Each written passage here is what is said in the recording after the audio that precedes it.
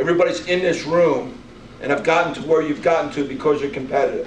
And everybody wants to make the team. The reality is that's not going to happen.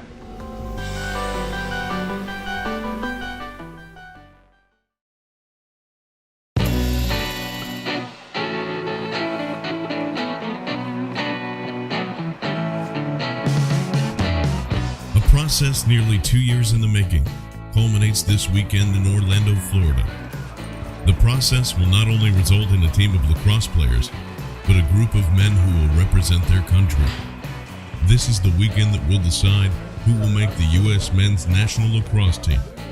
From 90 guys 6 months ago, they arrive in Orlando at a mere 50. After the Champion Challenge on Sunday, that number will be cut in half. The team is a mix of veterans and young guns, but regardless of age, they're all a part of an elite club. Come July, the team composed this weekend will travel to Denver to defend a gold medal run from 4 years prior. That'll do it. The United States comes to Manchester, England, and will return back home the 2010 World Champs. Leading the ship this year are some of the most decorated coaches in college lacrosse. Amongst them are Coach Petramala of Hopkins and Coach Tambroni of Penn State. And at the helm, head coach Richie Meade.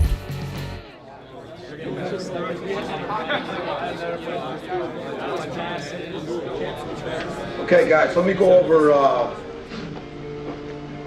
what's going to happen here over the next several months. Everybody knows what they're doing. I mean, for us, it's been over a year and a half,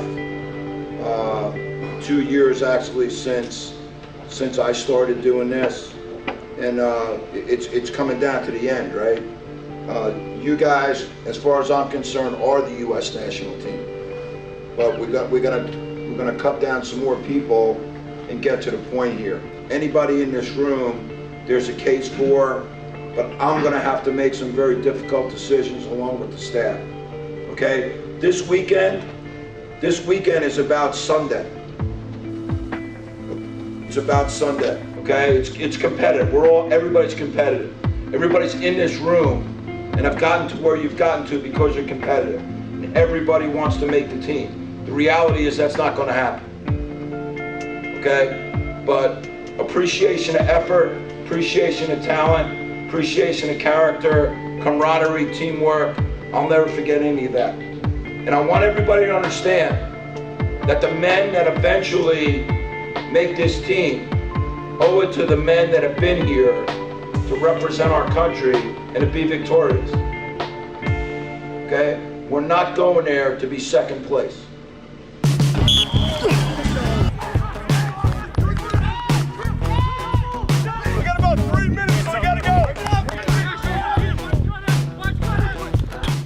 For a team that has won 9 gold medals, the tempo at practice is high.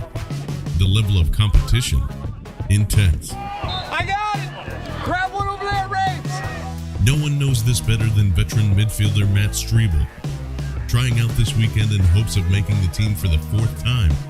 Doing so would make him only the 3rd to accomplish this feat. This process, I don't know if it's because it's my 4th time and I'm just old, but it's felt really grueling.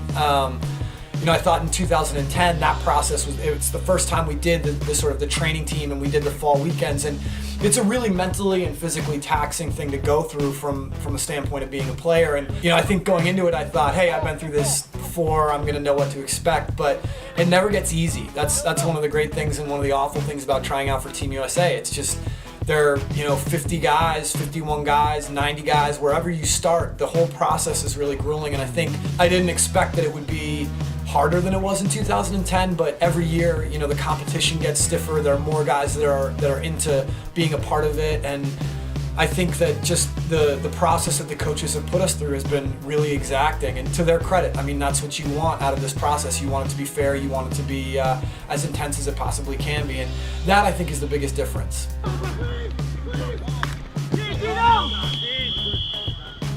Yet another veteran returning to tryouts this year is Kyle Harrison. The tryout for a guy like Kyle is nothing to get worked up over.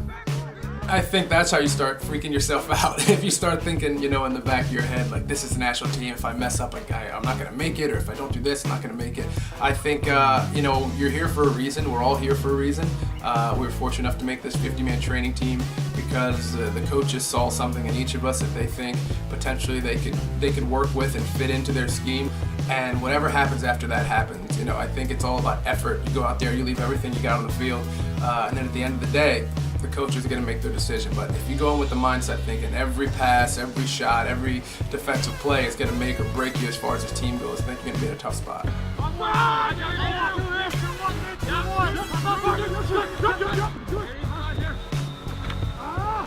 The only thing keeping the veterans from solidifying their trip to Denver is an abundance of young talent.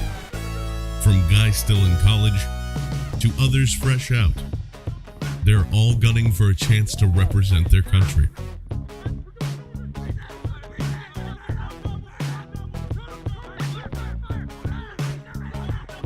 But for everyone, Coach Richie Meade's message is clear.